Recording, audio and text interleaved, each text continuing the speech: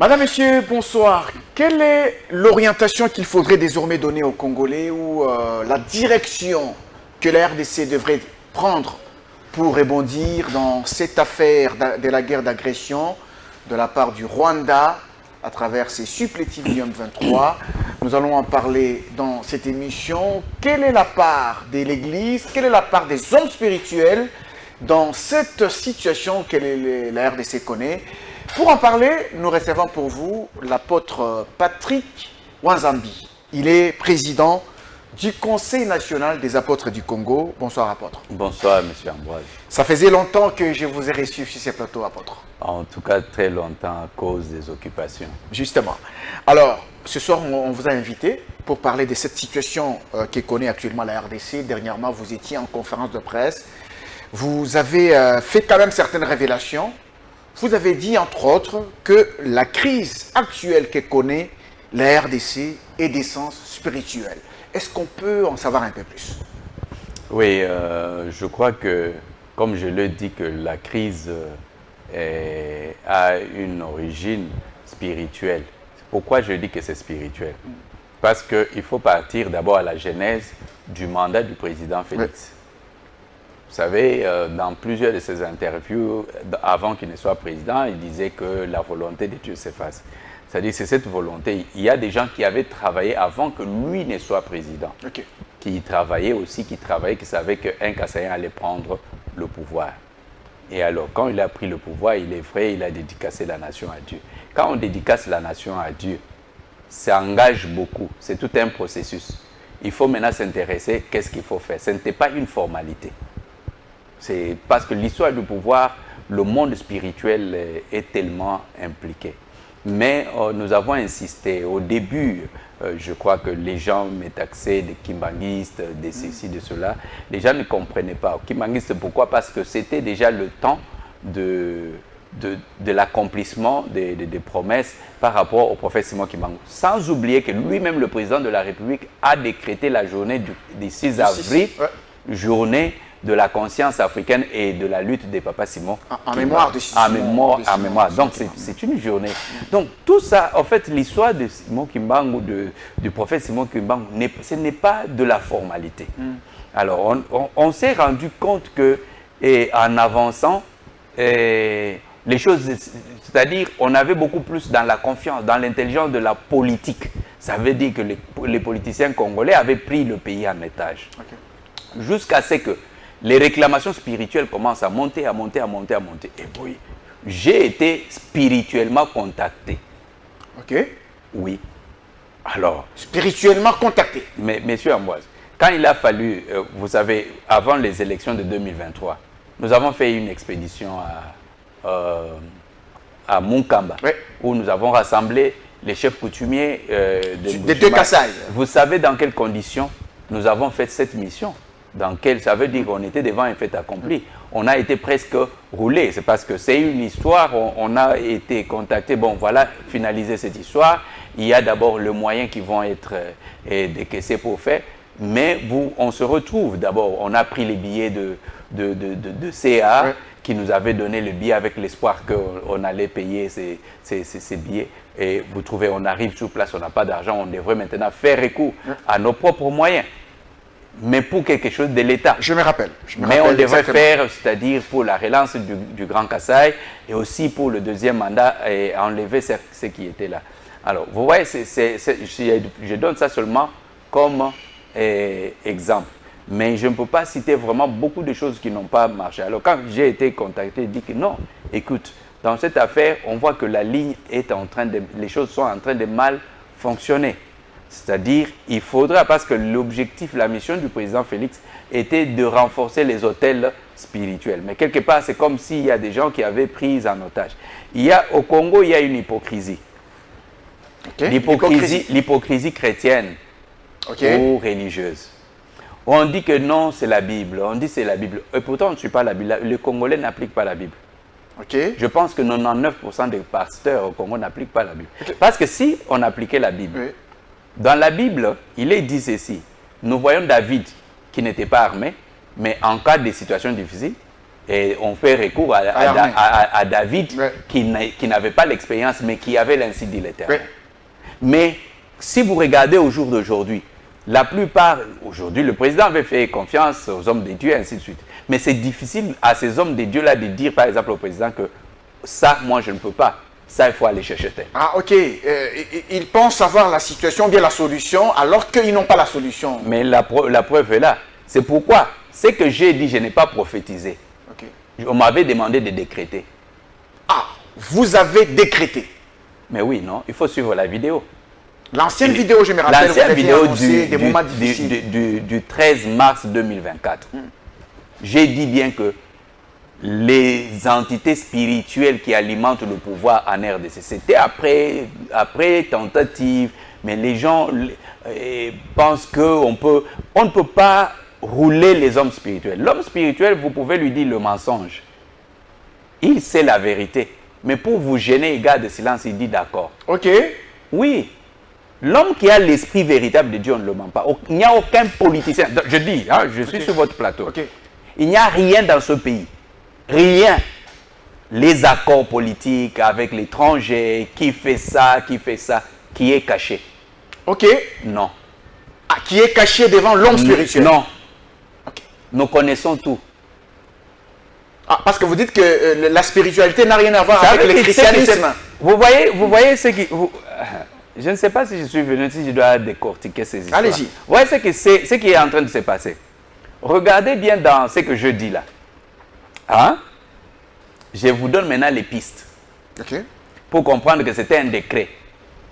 On dit que le président, suivez, quand on suit la vidéo, il dit que le président, quand vous serez en train de concevoir les choses même en secret, vous allez penser que il y a des traîtres dans la maison. Alors que ce ne sont pas des traîtres, c'est qu'il y a un esprit qui anticipe pour éveiller l'attention de vos adversaires, afin qu'ils puissent comprendre ce que vous êtes en train de penser.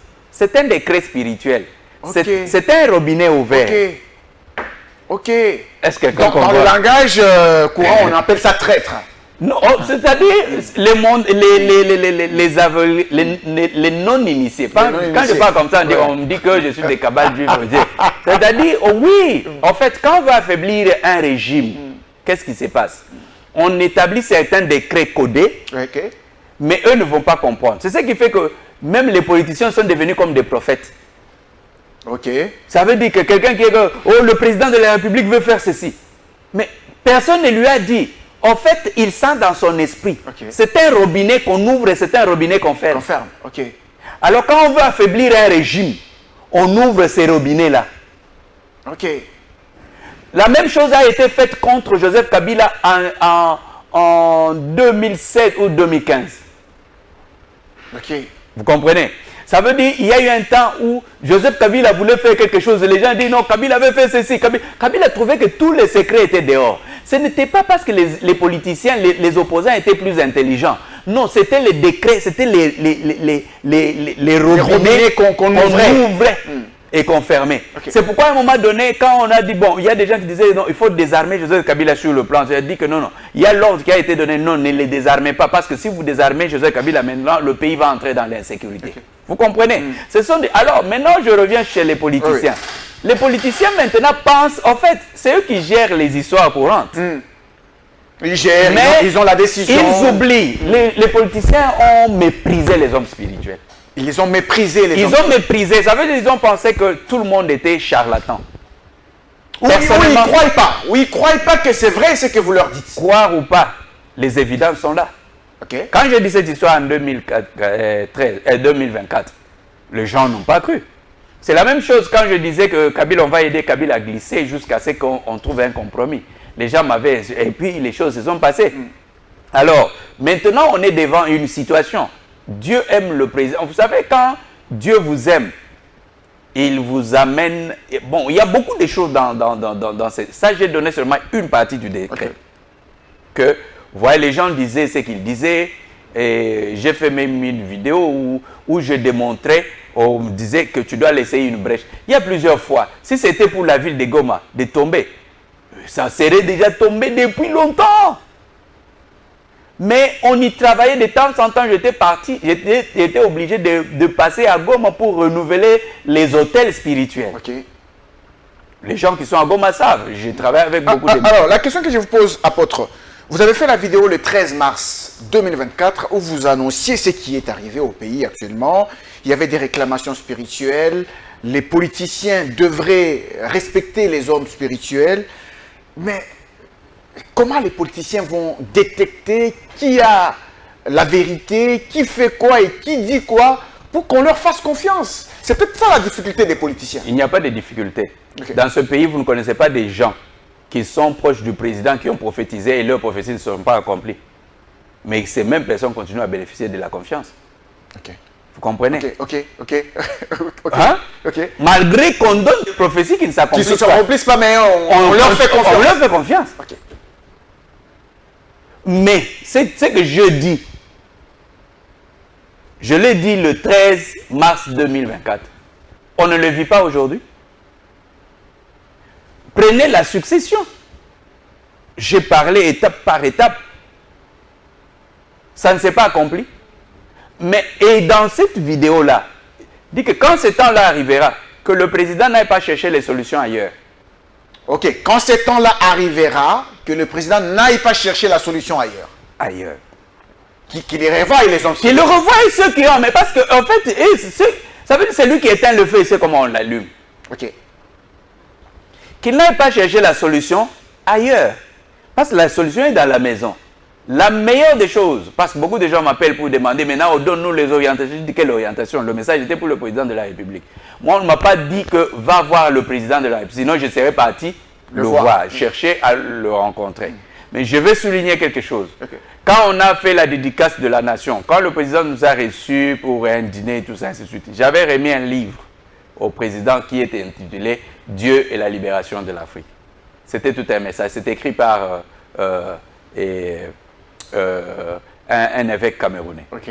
J'évite d'entrer dans les détails. Alors, mais maintenant, quand la situation arrive à ce point, dans une nation où on donne la crédibilité à la spiritualité, on devrait dire, appeler apôtre.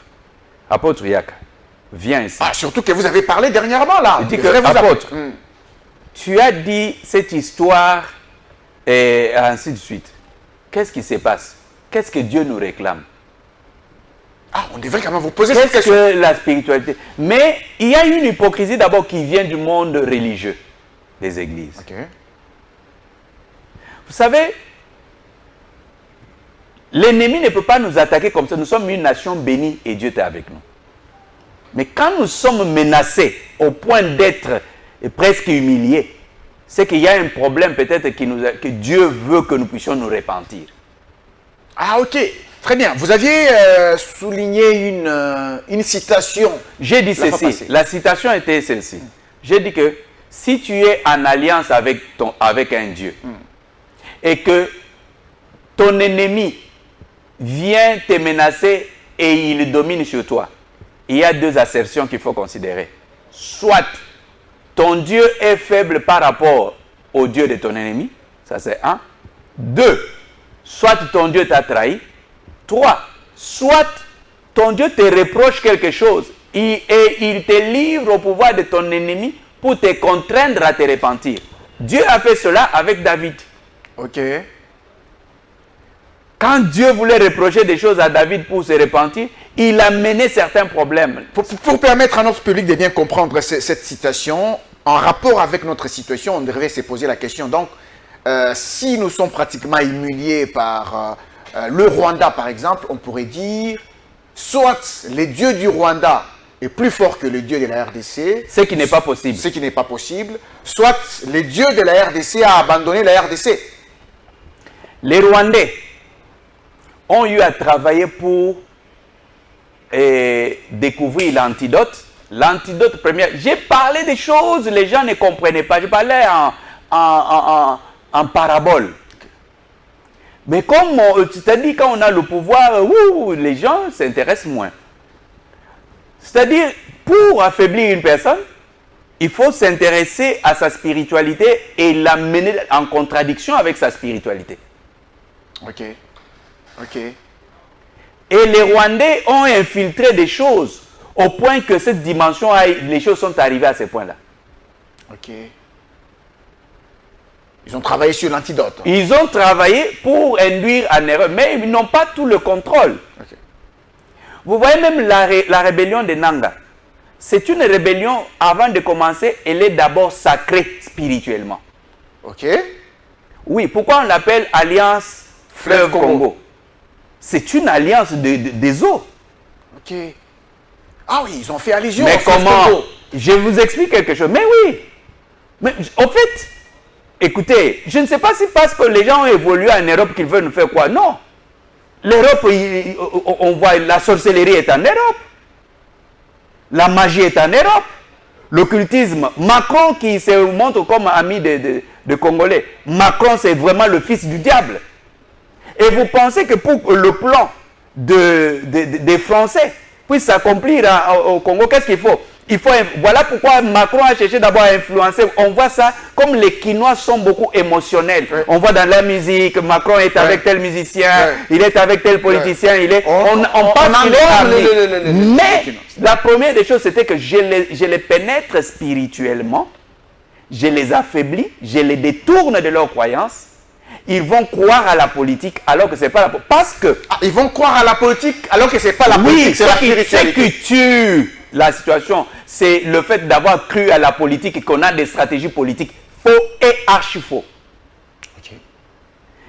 Macron arrive à faire incendier la cathédrale en France pour que dans la reconstruction, il puisse mettre des images, des symboles, des statues qui représentent le satanisme. Vous pensez que le pouvoir au monde est un pouvoir des papiers? Non, la spiritualité. C'est comme ça que Nanga a d'abord consacré sa rébellion. Quand on parle alliance fleuve, il n'y a pas que le fleuve Congo. C'est pourquoi vous voyez que les Brazzavillois, c'est-à-dire, il y a des choses qui se trament, c'est-à-dire, il y a des choses qu'ils font. Il y a maintenant le fleuve Nil. Je vais vous décortiquer les mystères du Nil. Okay. Vous voyez, il y a ce qu'on appelle le delta du Nil. Ok? Delta du Nil. Donc, je ne suis pas autorisé de dire ça ici. Vous comprenez? Mais dites quelque chose. Mais je vais dire quelque chose. Oui. Delta du Nil, c'est-à-dire tous les grands du monde, les grands, vont se ravitailler là-bas. Pourquoi? Parce que on dit qu'il y a un adage en arabe, on dit Masri Omdunia, l'Égypte, mère de la terre. Okay. Vous comprenez? La raison pour laquelle la plupart des conférences internationales se font en Égypte, c'est pour donner l'occasion aux nouveaux initiés de l'occultisme, de la franc-maçonnerie, d'aller là-bas et de compléter leur initiation. Okay. Ou de faire leur pèlerinage. Okay. Mais en fait, il y a des codes secrets. Okay. Liés à une divinité. Okay. Vous comprenez? Il y a une pratique. Ce n'est pas pour rien que pendant des années, on a veillé à établir un hôtel spirituel en Égypte. Moi qui vous parle ici, je suis passé en 2014, j'étais dans une conférence avec les Égyptiens j'ai parlé du changement de mouvement de la diplomatie. La diplomatie égyptienne qui était tournée vers l'Occident devrait se tourner parce que le temps arrivait, le temps spirituel. C'est pourquoi quand je parle de la spiritualité, les gens pensent que j'ai commencé ça au Congo. C'est faux. Que ça devrait maintenant se retourner vers l'Afrique parce que l'Égypte devrait être alimentée par l'Afrique pour devenir un bouclier sécuritaire. Et c'est toute une alliance spirituelle. Donc, pour revenir au Congo, l'Alliance Fleuve Congo fait allusion à une spiritualité et que la solution à ce problème, elle est aussi spirituelle. La solution, mais oui, ça commence d'abord par là. Parce que le problème, le combat, c'est un combat du soleil. Je le dis que l'affaire du soleil, de positionnement, pour dominer, il faut d'abord, ce ne sont pas d'abord les minéraux. Il faut avoir spirituellement le contrôle du positionnement du soleil. Et pour le moment, le soleil est déjà en mouvement pour le Congo. Ah, pour le moment? Oui. Ah, c'est quand même une histoire d'histoire. Non, mais écoutez, allez-y. Le problème c'est quoi? les gens veulent contrôler l'autel de ce soleil. Parce qu'il y a un mot de passe de ce soleil pour la domination sur le monde. Ok. Oui. Vous pensez que c'est pour rien que nous avions décrété que les étoiles du Kasaï brillent en 2016? Non. Parce qu'en vérité, le Kasaï est presque au centre. Quand vous prenez la géométrie spirituelle, vous prenez par donc l'Afrique du Sud, vous montez jusqu'en Sud, ça tombe au Kasaï central. Pourquoi maintenant, sur le plan spirituel, on avait fait que l'obscurité puisse sortir du Kasaï central? Au lieu que ça sorte la lumière. Ok. Mais oui. Mais ces histoires-là, nos politiciens ne croient pas à ça. Ah, mais oui. maintenant, là, il faut maintenant que des choses comme ça arrivent pour qu'ils comprennent. Pour qu'ils se réveillent. Vous comprenez? C'est-à-dire, la spiritualité, elle est tellement... Il y a des choses Alors, on a essayé de faire comprendre. Donc, quand il y a des crises comme ça, dans une nation où on est attentif, je ne veux pas comparer qui à qui. La première des choses, c'est consulter. Si le Congo est chrétien, la première des choses, dans la Bible, n'est-ce pas qu'on consultait? On consulte les devins, on consulte les sens spirituels. Dites-nous, la situation est comment? Ok. Alors, il faut consulter. Mais, parce que le problème est plus profond que ce que les gens voient. C'est comme ce que les Kinois appelaient Mundele. Ok.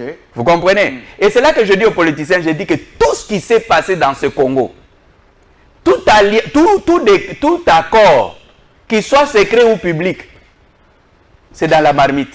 C'est pourquoi quand j'ai fait une vidéo, j'ai donné l'image de quelqu'un assis sur la chaise. Je suis comme un trône, avec un bassin d'eau devant.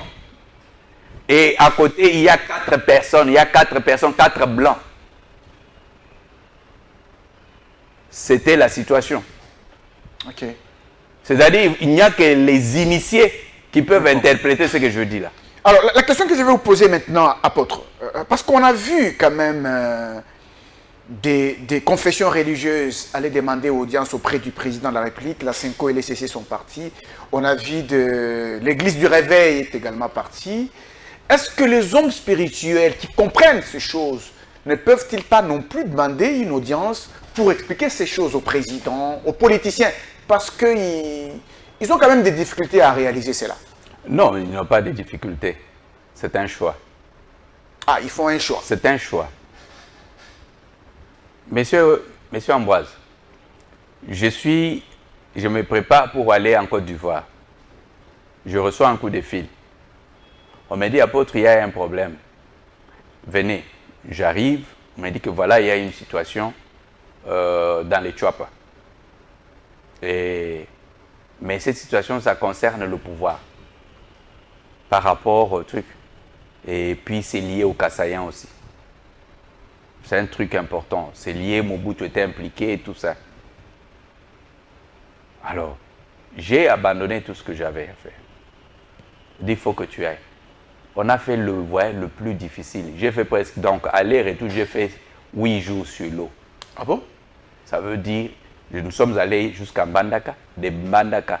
Donc, on quitte Mbandaka à 18h sur le fleuve là.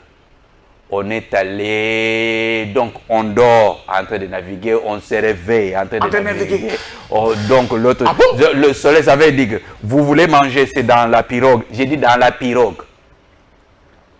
Nous sommes entrés, nous avons pris la route vers Bomanga là-bas. Nous sommes allés vers la réserve, nous sommes allés vers l'Omako. Jusqu'à l'intérieur de la forêt là-bas. Pour le pouvoir. Vous comprenez? Là, c'est quand il y a la volonté de sauver les choses. Ah, là, c'est quand il y a la volonté de sauver les choses. Vous comprenez? On vous cherche. Parce que là, je ne suis pas dans le confort. Ouais, J'étais quand même... Hein, il y a quand même... permettez quand même... Il y a le pilote ici qui transporte souvent nos troupes et ainsi de suite, qui était avec moi. Ok. Mais oui. Si moi, je ne peux pas donner les pilotes, qu'on me demande le pilote qui transporte les troupes, il était avec moi. Dans ce voyage-là. Il était avec moi parce que lui avait déjà vu, il a voulu que je puisse aussi voir. Vous comprenez? Donc, pour dire que s'il y a la volonté, on va chercher ces hommes Quand il y spirituels. avait la volonté, nous n'avons pas engagé notre argent que nous réclamons jusqu'aujourd'hui pour finir les problèmes à Bunkamba, Au Kasaï. au Kasaï. Le président de la République n'étant pas président de la République, Kabila a été au pouvoir. L'affaire de Kamouina Safou chauffé. Il y a eu la volonté. Nous avons engagé de l'argent. Il y avait la volonté. Quand il y a eu la volonté pour faire le bien, je veux plus loin. Les gens ont voulu tripoter pour empêcher que le président de la République n'aille pas en Kamba lors du centenaire. Quand il y a eu la volonté, nous avons brisqué une mission. Nous avons payé pour louer l'avion, pour brisquer la mission. L'équipe d'avance pour aller surveiller les terrains était comment? Alors que c'était l'État qui devrait engager quand il y a eu la volonté.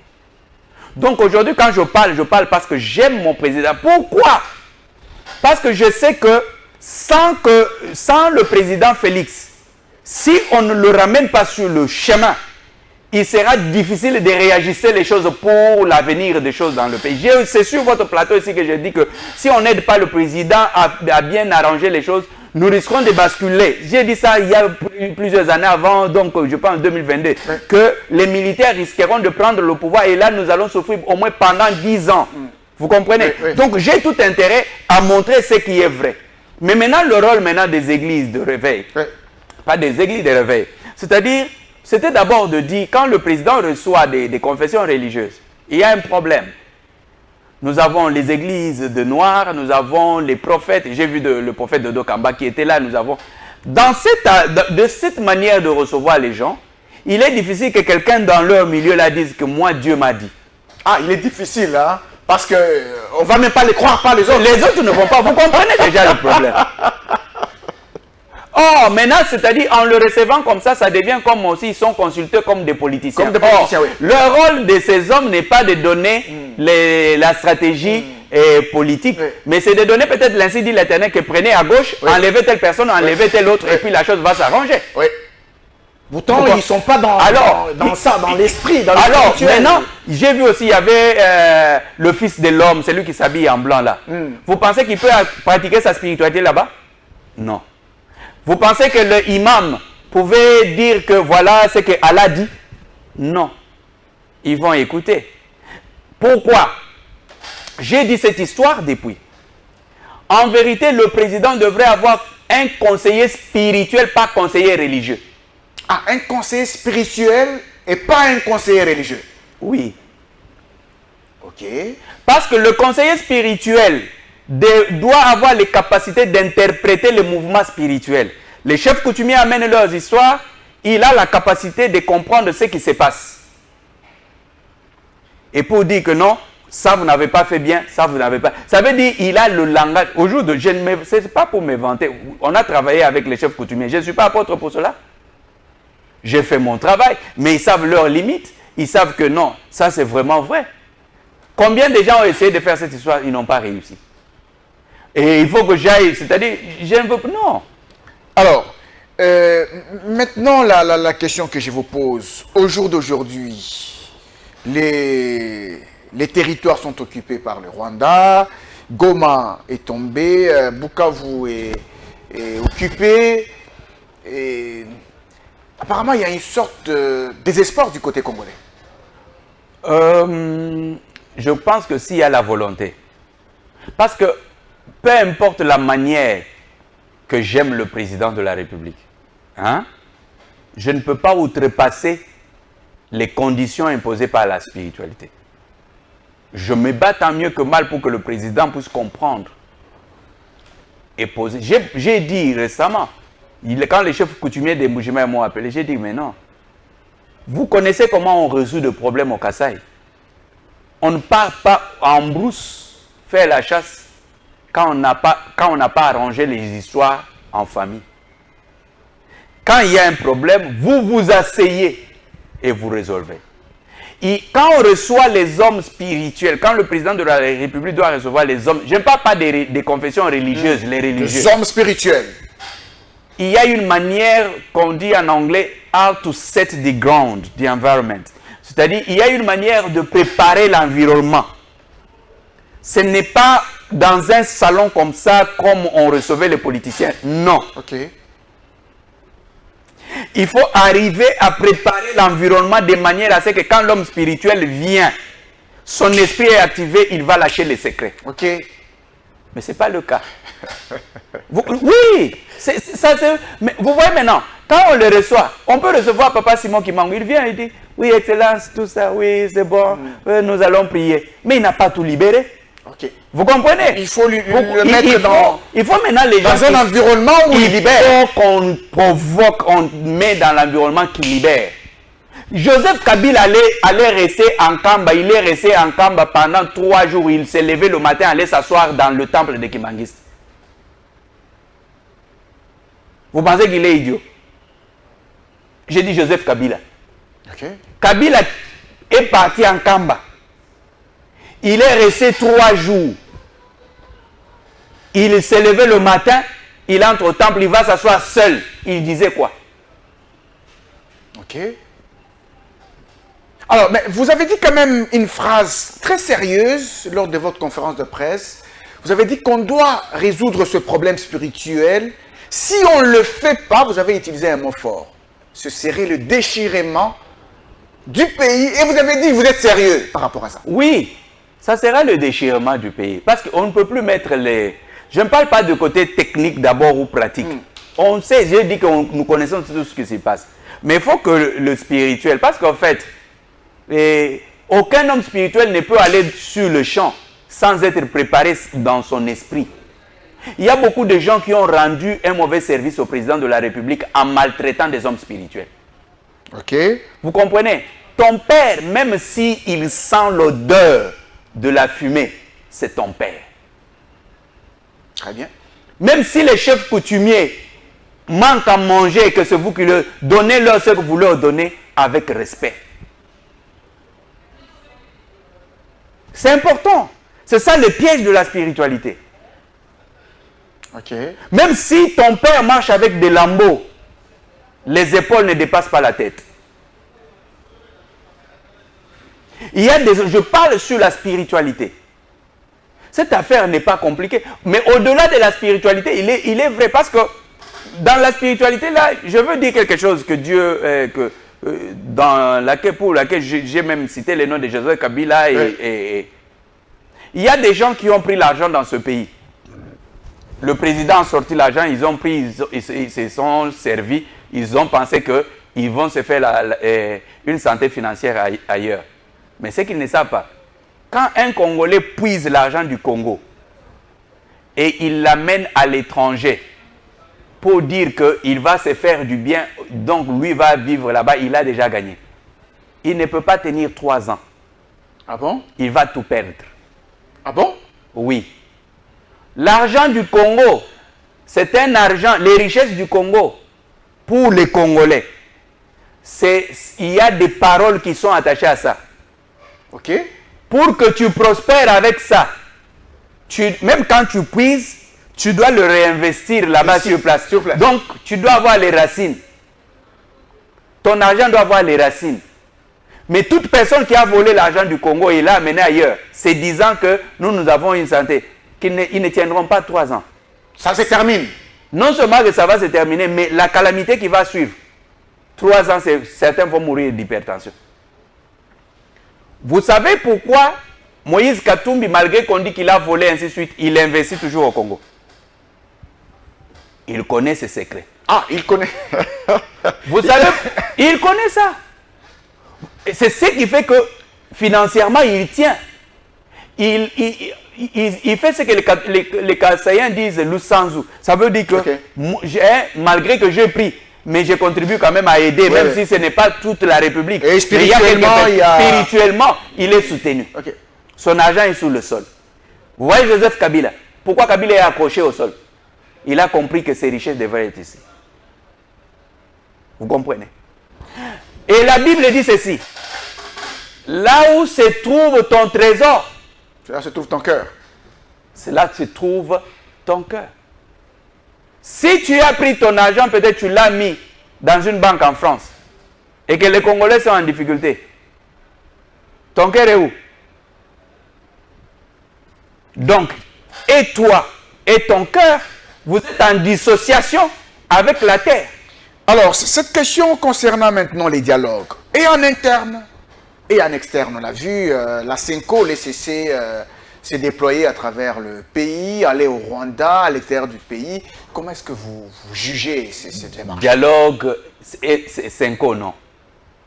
Est-ce que CENCO avait vu le malheur? CENCO est parmi, je ne parle pas de l'Église catholique, je dis CENCO. Il y a des acteurs dans la CENCO qui sont les héritiers d'une idéologie que les Kassaïens ne devraient pas gérer le pays. Ah, ok. Ambongo est l'héritier de ce que le Monseigneur Mosengo avait comme principe. Okay. C'est un héritier avec Cholet. De cette idéologie qu'un Kassaïen ne devrait pas gérer le pays. Oui. Cette histoire, c'est un serpent. C'est un serpent. En Mongo, ils savent ce qu'ils font. Si les catholiques n'ont pas pu empêcher la colonisation du Congo et de l'Afrique, ce n'est pas la balkanisation du Congo qu'ils vont empêcher. Parce que la colonisation s'est faite sous la main protectrice et la bénédiction de l'Église catholique. Est-ce que les catholiques sont... Non, les catholiques doivent au Congo les excuses autant que la Belgique et d'autres pays. Ok. Oui, non? Donc les catholiques sont les propagateurs de la pensée hégémonique de l'Occident. Vous pensez qu'Ambongo peut s'opposer à ce que le pape dit? Avant que ça n'arrive, le pape était venu ici, non? Mais nous, on avait vu la chose venir. Nous savions que le pape allait venir donc pour faire le fondement spirituel. Ok. Mais pourquoi? C'est pourquoi nous sommes allés avant l'arrivée du pape. On a dit que lui ne va pas posséder notre territoire. Parce qu'il devrait faire le fondement spirituel en baisant la terre. Nous sommes allés, on m'avait demandé d'aller travailler à l'aéroport. Je suis là où il devrait descendre de son avion. Je suis allé jusque là-bas, on m'a amené jusque là-bas. J'ai travaillé, on a brûlé le sol. Quand il est arrivé, qu'on prenne les caméras, les cassettes, les vidéos, le pape n'a pas pu mettre sa bouche sur le sol congolais. Il devrait baiser... Mais comment il le fait partout où il arrive? Quand il est allé au Sud-Soudan, il l'a fait. Mais au Congo, il ne pouvait pas. Est-ce que les gens pensent que c'est au hasard? Non. On est parti sur place, on avait travaillé la veille. Ah bon? Vous comprenez? Parce qu'il fallait déjà déséquilibrer leur plan. Si on disait en ce moment-là aux politiciens, ils n'allaient pas, c'est-à-dire c'est la joie, le pape. Mais oui, le pape, on n'a pas de problème. Mais écoutez, c'est-à-dire il y a un problème. Après, le roi est venu.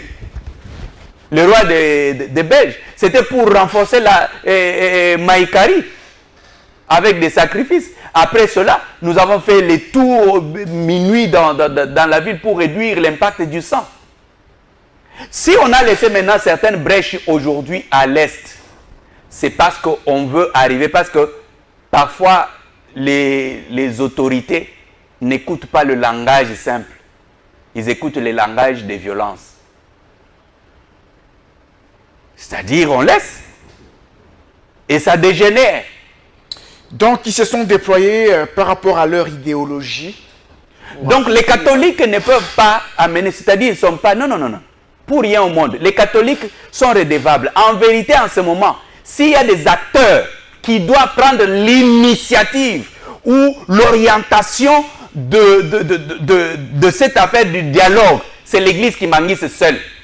Ah bon? Mais comment? J'ai dit, c'est l'Église, parce que c'est l'Église qui m'enguise, c'est le prophète Simon Kimbangu qui a combattu contre les colons, non? Oui. Il faut reconnaître cette histoire-là. Il ne faut pas... Vous voyez maintenant comment ça... Est-ce que vous avez déjà vu le chef spirituel de l'église Kimbangu siéger dans les confessions religieuses? Oh, il n'y participe pas. Il envoie quelqu'un. Pourquoi? Ah oui, ça fait pourquoi? Alors, c'est-à-dire il faut comprendre. Oui, ça c'est pour gérer les affaires sur le plan social. Il y a une responsabilité. Mais la spiritualité, il y a d'autres éléments qui entrent en jeu. Il y avait la conférence panafricaine qui devait se faire à Brazzaville en 2021.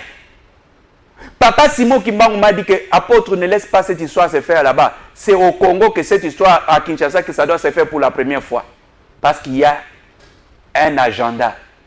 Je suis allé là-bas, j'ai négocié avec tous les panafricains qui étaient déjà mobilisés. C'est que Sassou voulait déjà financer. Sassou voulait financer. J'ai convaincu ces gens-là. Et ils ont accepté. ils ont annulé la conférence. Mais quand nous avons amené la chose ici chez nous, les politiciens nous prennent pour des mendiants. Alors, parce que... Alors, Toko le Babala Babalia. Ah, Balam Baba. Alors, puisque le temps qui nous a été imparti est en train de finir, comment trouvez-vous le rôle de la France dans ce qui nous arrive? On dit qu'il y a des puissances occidentales qui soutiennent les Rwandais, ainsi de suite. La France s'oppose aux sanctions contre Kigali. Apparemment, la RDC est esselée. La France, c'est la France qui combat. Je le dis dans une vidéo. Je dis ceci. Je ne sais pas, je ne me rappelle pas de la date. L'instructeur étranger, Olivier, le responsable d'Agemira, ce qu'on appelait les mercenaires, les instructeurs, les formateurs, a été intercepté à l'aéroport Roissy. Les services secrets l'ont arrêté. Moi, je travaille avec les gens de CIA. Oui. On a des contacts. On lui a posé la question de savoir. Et on lui a dit ceci, toi, tu travailles contre les intérêts français. Parce qu'à l'époque, la France avait lutté, c'est-à-dire ils cherchaient à avancer. Ils étaient encore à Bunagana, tout ça. Les Français étaient déjà là depuis. Déjà engagés. Déjà engagés. Mais comme le monsieur là était encore fidèle, loyal, quand il dit que non, moi je suis un homme d'affaires, on lui a dit que tu travailles contre les intérêts français. Comment? Ça veut dire que avec tes gens et tes instructions, nous ne parvenons pas à briser la barrière pour rentrer. Ah bon? Oui. J'étais déjà fatigué, je ne voulais pas m'y mêler. J'ai fait quelques coups de fil pour donner l'information que le monsieur Olivier a été intercepté, ainsi de suite. À l'aéroport à Roissy. Il faut l'interroger. Alors, un homme intelligent, vous comprenez, ça veut dire que c'est certainement qu'il a eu un deal. Le deal peut être lequel? Le deal peut être maintenant, ok, moi je vais vous ouvrir les couloirs, je ne veux plus combattre contre les intérêts, alors, mais aussi en contrepartie, j'aurai quoi? Ok. Écoutez, quand déjà votre élément est déjà récupéré par vos ennemis, vous ne pouvez plus l'utiliser. Exact. Vous comprenez? Parce que vous ne savez pas ce qu'il y a eu comme accord entre... On a presque suspendu les activités d'Olivier à un moment donné. Mais tout d'un coup, après, c'est-à-dire pas quel miracle, on voit Olivier qui revient en force. Ah bon? Oui, qui reprend les commandes de tout. Il était déjà comme un lion blessé. Vous pensez? Et entre-temps, on dénonce que Agemira a des instructeurs là-bas au Rwanda. Ok. Il y a eu des informations qui ont circulé ici, des preuves à l'appui. Mais pourquoi on n'a pas réagi? Est-ce qu'on veut donner une prophétie? Je ne parle pas d'une prophétie, je parle des choses concrètes. Olivier est là. Ce qui s'est passé, c'est passé.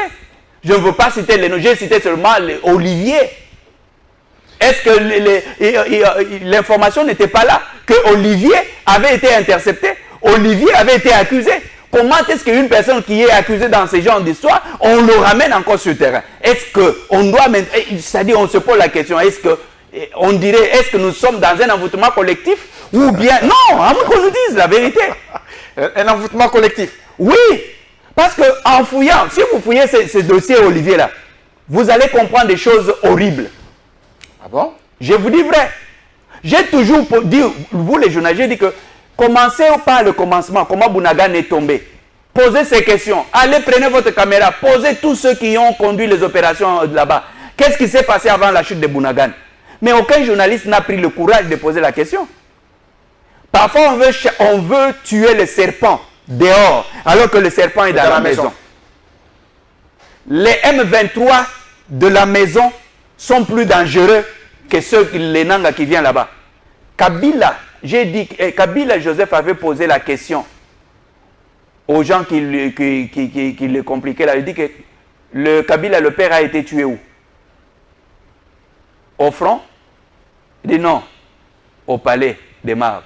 Il dit oui. Donc, les ennemis ne sont pas peut-être ce que nous voyons là-bas. Ils sont dans la maison. Ils sont dans la maison.